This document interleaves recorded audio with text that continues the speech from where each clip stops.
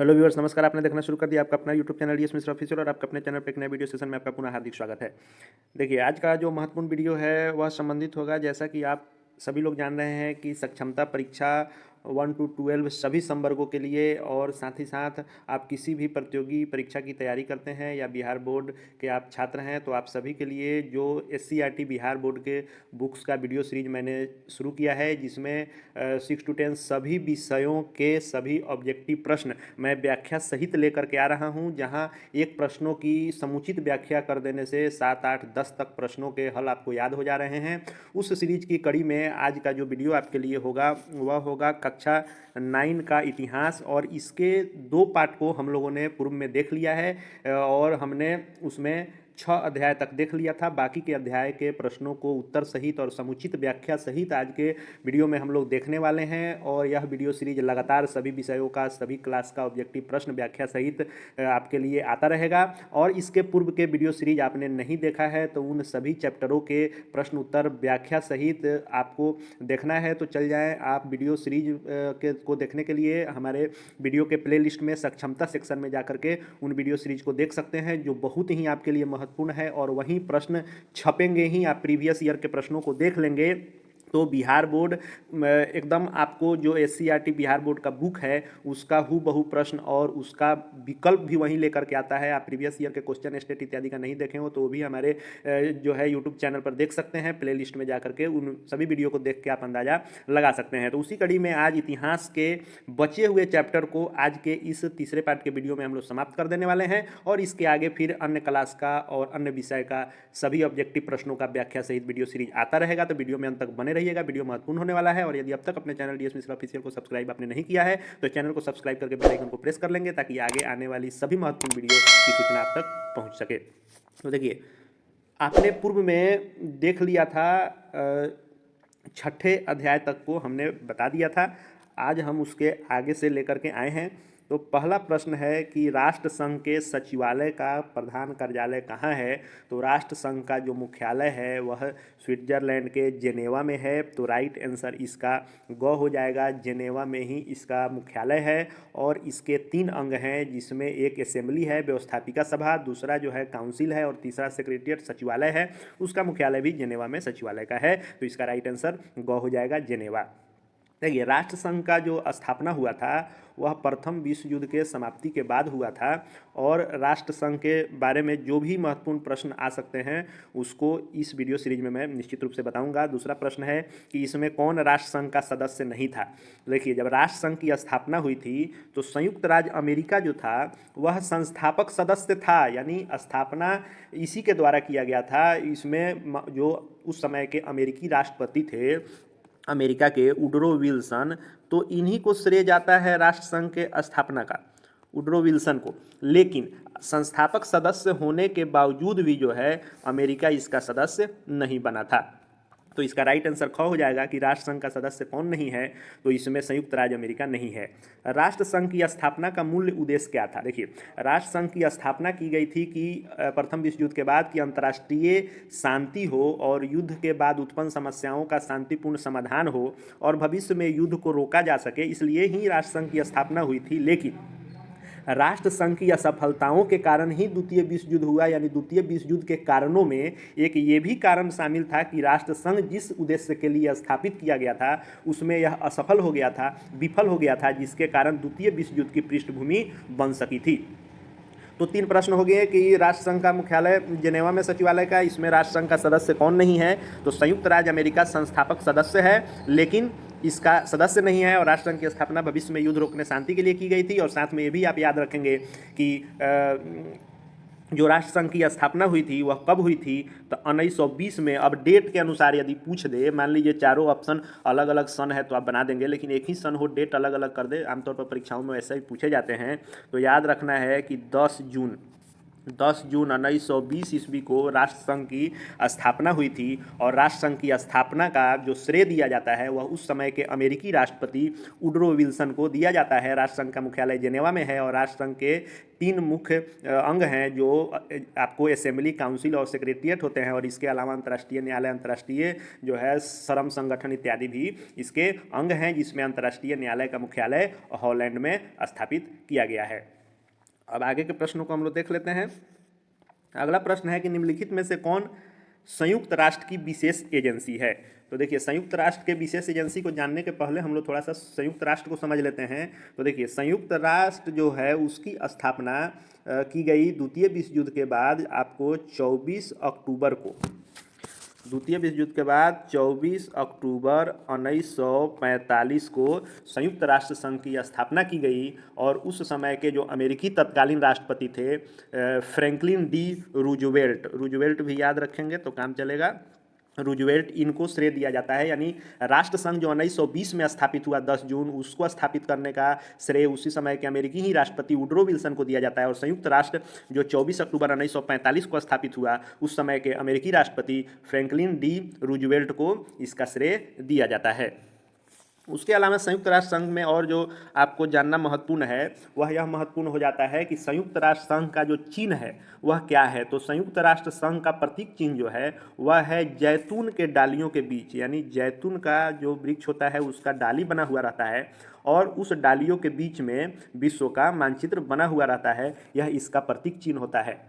देखिए, हमने कहा ही है कि प्रश्न आपके किताब में बिहार बोर्ड के अंत में थोड़ा कम दिए गए रहते हैं वस्तुनिष्ठ, लेकिन उन वस्तुनिष्ठ प्रश्नों से जितने भी प्रश्न बन सकते हैं उसको लाने का मैं पूरा कोशिश कर रहा हूं ताकि जो भी महत्वपूर्ण वीवीआई प्रश्न परीक्षा में बन सकते हैं वो आपको उसी प्रश्न के साथ उसी से रिलेट करके आप याद कर सकें। इसलिए यह वीडियो आपको जो सीरीज आ रहा है यह आपके लिए काफ़ी महत्वपूर्ण हो जाता है क्योंकि परीक्षाओं में प्रश्न यहीं से छपेंगे।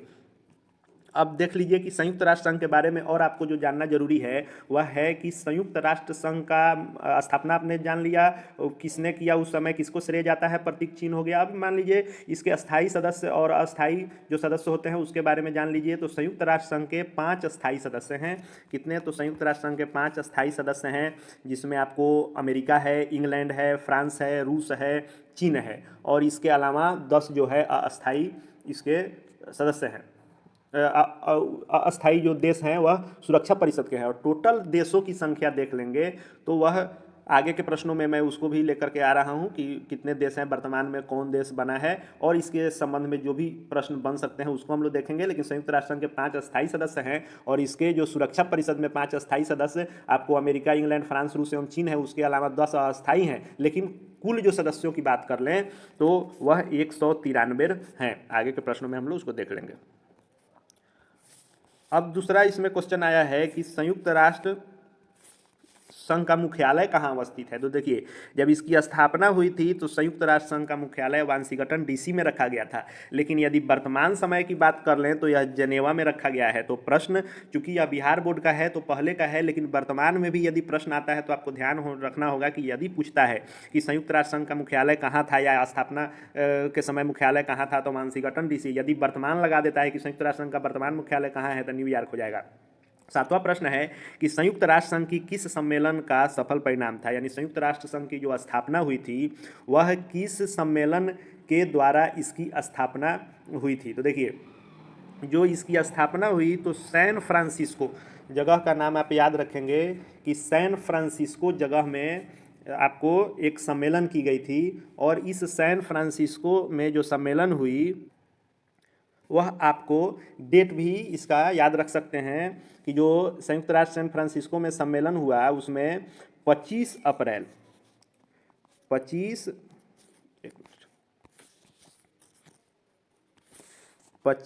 अप्रैल 1945 ईस्वी को इसका चार्टर स्वीकार किया गया और उसी के बाद जो है यह 24 अक्टूबर 1945 को स्थापित किया गया। इसको भी याद रखेंगे। तो प्रश्न था कि संयुक्त राष्ट्र संघ की किस सम्मेलन का सफल परिणाम था। तो सैन फ्रांसिस्को में जो सम्मेलन हुआ था उसका भारत सहित 50 देश लगभग उसमें शामिल हुए थे। उसका ही सफल परिणाम था कि संयुक्त राष्ट्र संघ की स्थापना की गई थी। अगला प्रश्न हम लोग देख लेते हैं कि वर्तमान में संयुक्त राष्ट्र संघ के कितने सदस्य हैं। तो यह 192 दिया गया है आपके बुक में। अगर 192 ही मैक्सिमम आपके ऑप्शन में रहता है तो 192 ही देंगे, लेकिन यदि 193 ऑप्शन में रहेगा तो 193 होंगे वर्तमान में संयुक्त राष्ट्र संघ के देश, और जो 193वां देश होगा वह होगा आपका दक्षिण सूडान। दक्षिण सूडान जो है यह संयुक्त राष्ट्र संघ का 193वां देश शामिल हुआ है सदस्य के रूप में। अगर प्रश्न पूछ दे कि यह कब शामिल हुआ, प्रश्न आ जाएगा कि संयुक्त राष्ट्र संघ का 193वां देश दक्षिण सूडान जो है, दक्षिण सूडान कब शामिल हुआ संयुक्त राष्ट्र संघ में, तो यह शामिल हुआ था 2011 ईस्वी में। तो इसको भी याद रखेंगे। उसके साथ साथ आप ये भी याद रख लेंगे कि संयुक्त राष्ट्र संघ के वर्तमान महासचिव कौन है। तो वर्तमान महासचिव हैं एंटोनियो गुटेरेस। लिख देता हूँ यहाँ पर, आप इसको भी याद रखेंगे कि संयुक्त राष्ट्र संघ के वर्तमान महासचिव कौन है। तो ये हैं एंटोनियो गुटेरेस। और संयुक्त राष्ट्र संघ का जो है 6 प्रमुख अंग है, जिसमें आम सभा होता है, सुरक्षा परिषद होता है, आर्थिक सामाजिक होता है काउंसिल, न्याय परिषद होता है, अंतर्राष्ट्रीय न्यायालय होता है जिसका मुख्यालय द हेग में है, उसके बाद सचिवालय होता है। यह सब प्रश्न जो है महत्वपूर्ण है संयुक्त राष्ट्र संघ के लिए। और एक चीज़ और याद रख सकते हैं कि जो चार्टर है इसका, इसमें 111 धाराएँ हैं। जैसे संविधान में अपने धाराएं होती हैं, वैसे ही इसका संयुक्त राष्ट्र संघ का भी अपना एक उसका चार्टर है, उसमें 111 धाराएं हैं। तो यही राष्ट्र संघ और संयुक्त राष्ट्र संघ से महत्वपूर्ण प्रश्न आपके परीक्षा में बन सकते हैं। देखिए, देखने में तो 8 ही दिख रहे हैं प्रश्न, लेकिन इससे 50 से अधिक प्रश्नों को मैंने आपके समक्ष ला दिया, जिससे आपको इस चैप्टर से आने वाले प्रश्न छूटेंगे नहीं। आगे का प्रश्न हम लोग देख लेते हैं।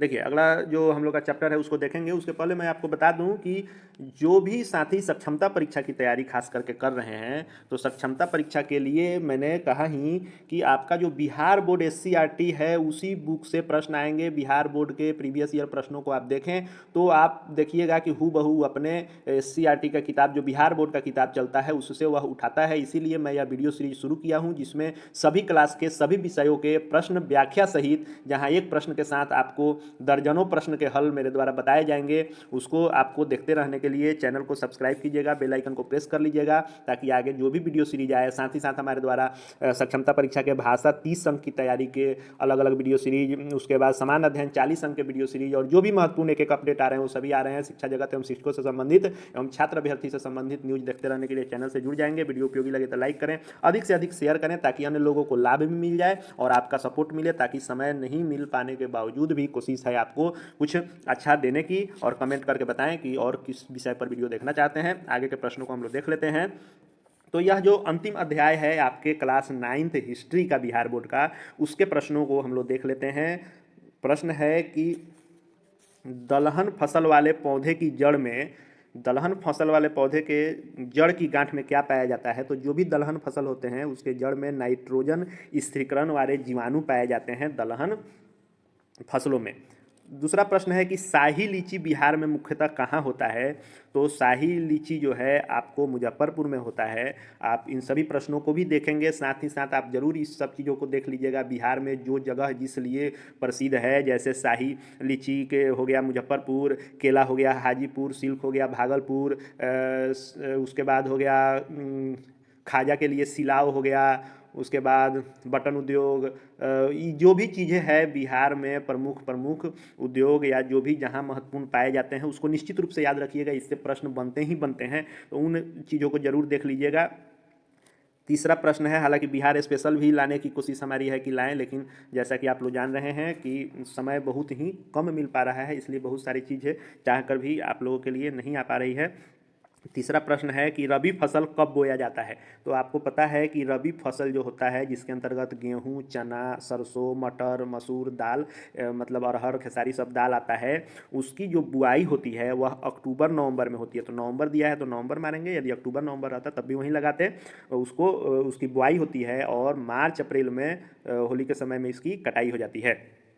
और इस यहीं पे ये भी याद कर लेंगे कि जो खरीफ फसलें होती हैं, रबी और खरीफ तो खरीफ फसलों में आप याद कर लेंगे कि उसकी कब होती है, गर्मा फसल, खाद्य फसल, भदई फसल, मतलब यह चैप्टर जो है फसलों के बारे में है। तो बिहार के संदर्भ में आप ये सब भी याद कर लेंगे कि किसके उत्पादन में कौन सा जिला अग्रणी है, इससे भी प्रश्न बनेंगे ही बनेंगे। अगला प्रश्न है कि केला बिहार में मुख्यतः कहाँ होता है, तो मैंने बताया ही कि हाजीपुर केला के लिए प्रसिद्ध है। अगला प्रश्न है कि चावल बिहार के किस जिले में सबसे ज़्यादा उत्पादन होता है। देखिए हमने कहा है कि अभी पूछता है कि किस जिला में कौन होता है, तो रोहतास का स्थान प्रथम है, उसके बाद कैमूर इत्यादि आते हैं। तो चावल धान का प्रमुख उत्पादक जिला रोहतास है। गेहूं में भी रोहतास है आपको, उसके बाद पूर्वी चंपारण, बेगूसराय इत्यादि आते हैं। मक्का में उधर पूर्णिया, कटिहार, किशनगंज, ये सब जगहों पर चल जाइएगा, सहरसा, भागलपुर, ये सब आता है। और जूट इत्यादि में चल जाइएगा तो किशनगंज साइड है। ये सब चीज़ों को भी आपको देखना होगा। दूसरा है गर्मा फसल किस ऋतु में होता है, तो देखिए नाम ही है गर्मा फसल। गर्मा फसल जो है ग्रीष्म ऋतु में होता है, जिसकी बुआई जो है आपको मार्च अप्रैल में शुरू होती है और मार्च अप्रैल में बुआई करके जून में उसकी कटाई हो जाती है, यानी गर्मी के दिनों में ही यह तैयार हो जाते हैं, जिसके अंतर्गत आपको सब्जियां आ जाती है, ककड़ी, तरबूज, आम, केला, मूंग इत्यादि आते हैं। अब है कि रेशेदार फसल को चुनिए। रेशेदार फसल कौन है, तो रेशेदार फसल कपास होता है, जूट होता है, रेशम होता है, ये सब रेशेदार होता है।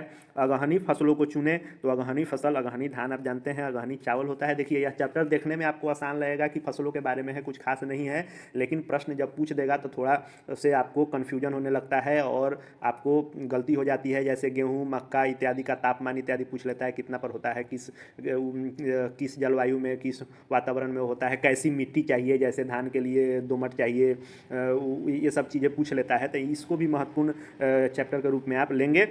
और यह सीरीज जो है आगे भी जारी रहेगी और SCRT बिहार बोर्ड के बुक्स का सभी प्रश्न उत्तर सहित और ऐसे ही व्याख्या सहित डिटेल में आपके लिए मैं लेकर के आता रहूँगा। तो आगे भी वीडियो सीरीज देखते रहने के लिए और सक्षमता परीक्षा की तैयारी का लगातार वीडियो सीरीज कोशिश है कि आता रहे। तो आप यदि जिन जिन वीडियो को नहीं देखे हैं प्लेलिस्ट में जाकर देखते रहें और हर अपडेट आपको वहाँ पर मिलता रहेगा। आगे भी सभी चीज़ों को देखते रहने के लिए महत्वपूर्ण वीडियो आपको मिलता रहे, इसलिए चैनल को सब्सक्राइब करके बेल आइकन को प्रेस कर लेंगे और हमारे Telegram channel DS Mishra official, जिसका लिंक इसके डिस्क्रिप्शन बॉक्स में है, उससे भी जुड़ जाएंगे। इस वीडियो को देखने के लिए आपका बहुत बहुत धन्यवाद।